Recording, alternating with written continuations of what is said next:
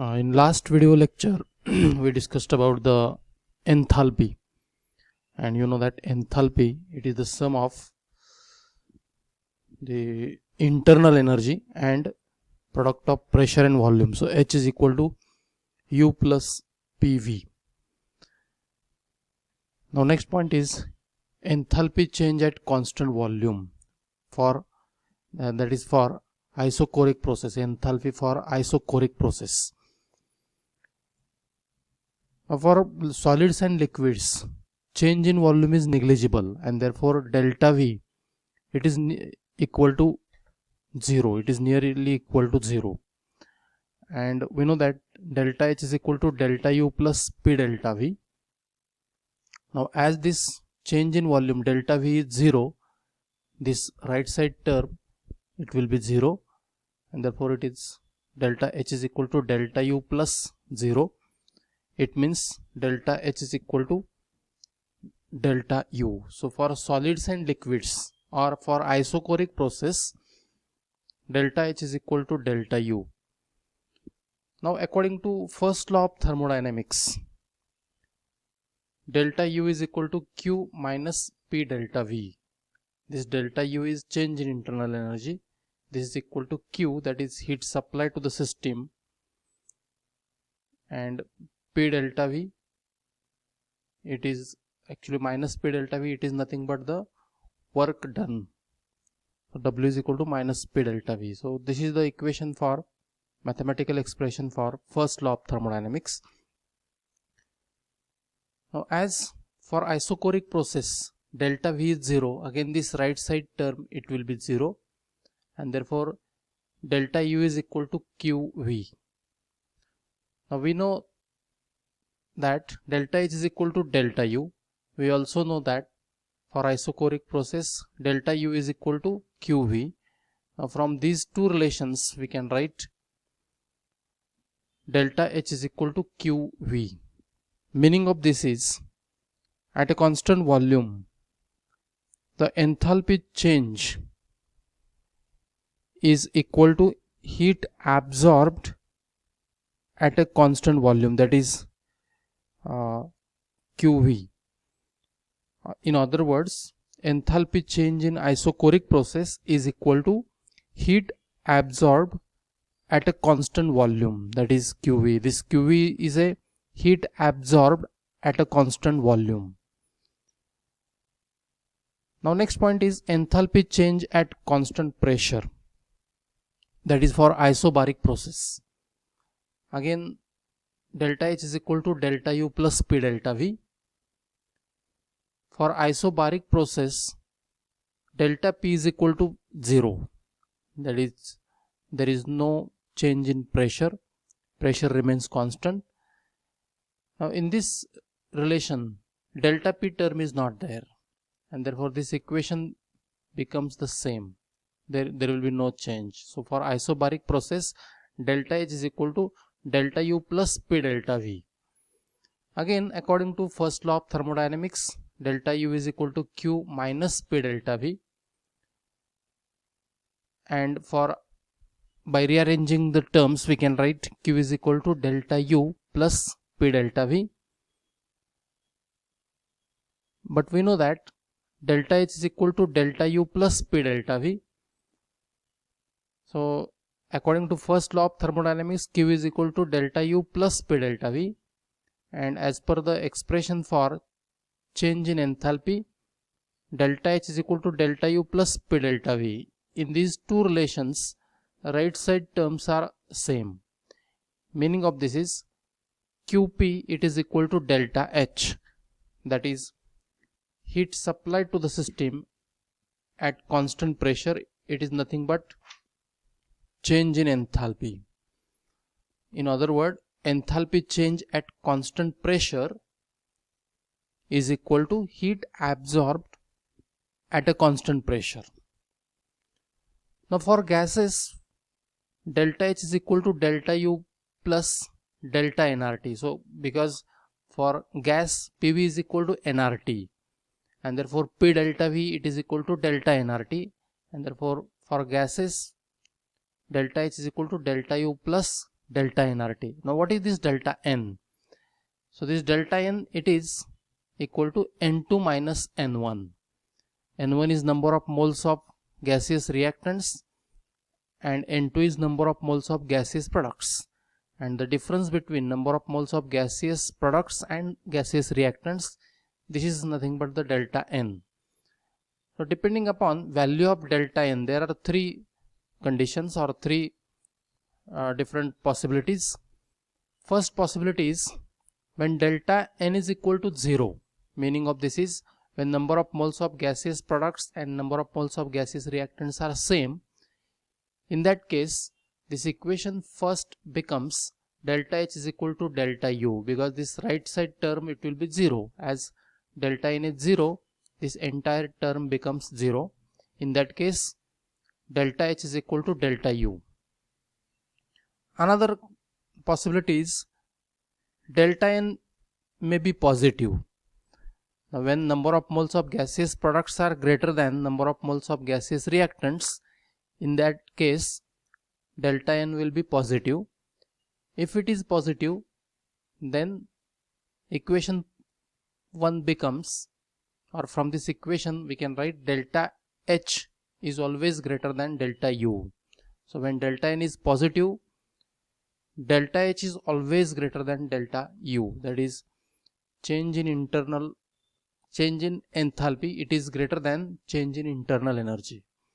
And third possibility is when delta N is negative, then delta H will be less than delta U. When delta N is negative, the number of moles of gaseous products when less than the number of moles of gaseous reactants.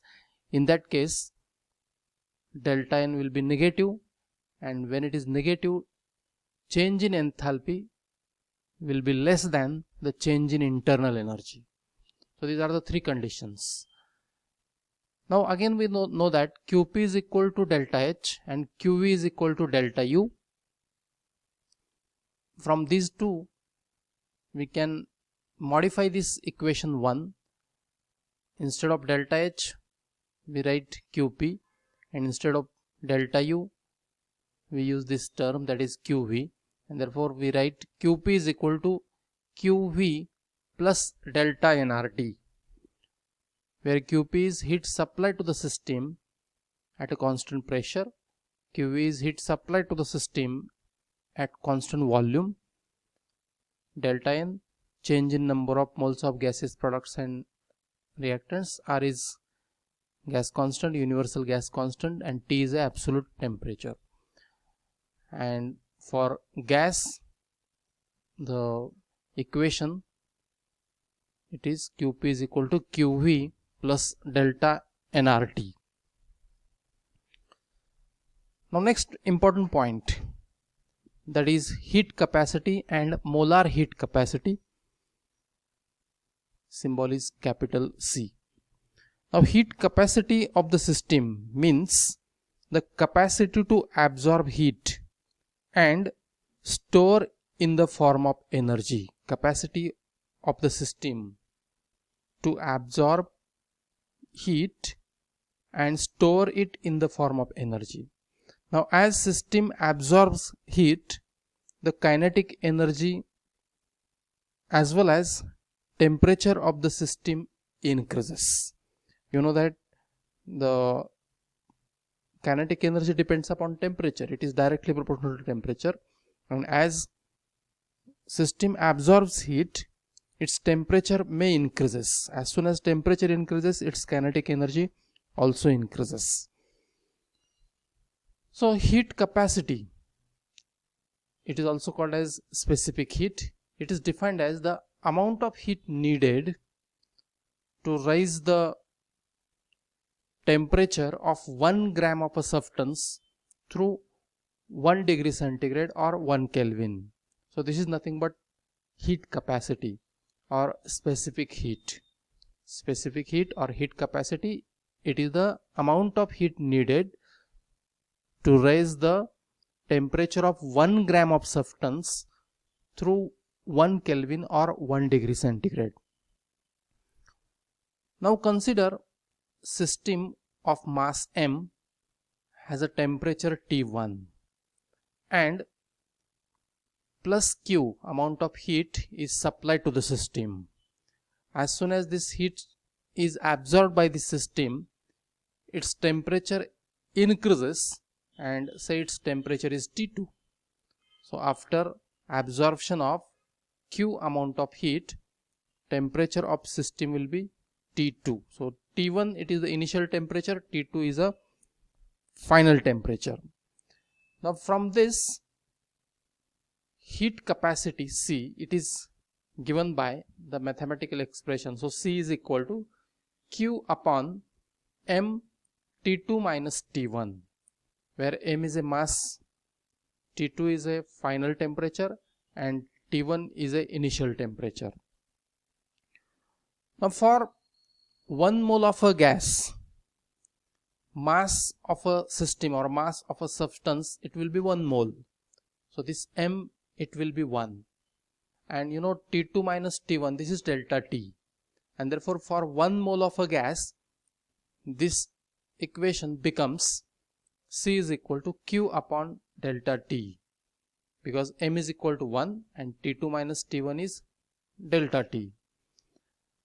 Now this is for 1 mole of a gas. So from this expression, the molar heat capacity is defined as, it is the amount of heat required to raise the temperature of 1 mole of substance through 1 Kelvin. Molar heat capacity of the system is defined as the amount of heat required to raise the temperature of 1 mole of substance through 1 Kelvin. So this is for large change, or when system is in bulk.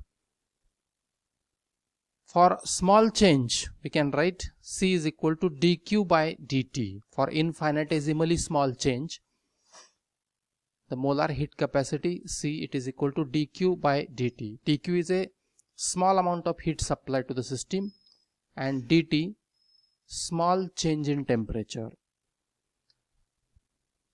Now from this we can say the molar heat capacity, it is the ratio of amount of heat absorbed, that is dQ, amount of heat absorbed to the rise in temperature, that is dt. Molar heat capacity, it is the ratio of amount of heat absorbed to the rise in temperature. Now SI unit of molar heat capacity, it is joule per Kelvin per mole. Joules per Kelvin per mole. This is the SI unit of molar heat capacity. Now here this point is very important. Now especially two definitions are very important. First of all, what is heat capacity? Heat capacity means it is the amount of heat needed to raise the temperature of 1 gram of substance through 1 Kelvin or 1 degree centigrade. Here amount of substance is 1 gram and rise in temperature it is 1 Kelvin or 1 degree centigrade. And the definition of molar heat capacity is, it is the amount of heat required to raise the temperature of 1 mole of substance through 1 degree centigrade or 1 Kelvin. So these two definitions are very important, and unit of this molar heat capacity is joules per Kelvin per mole.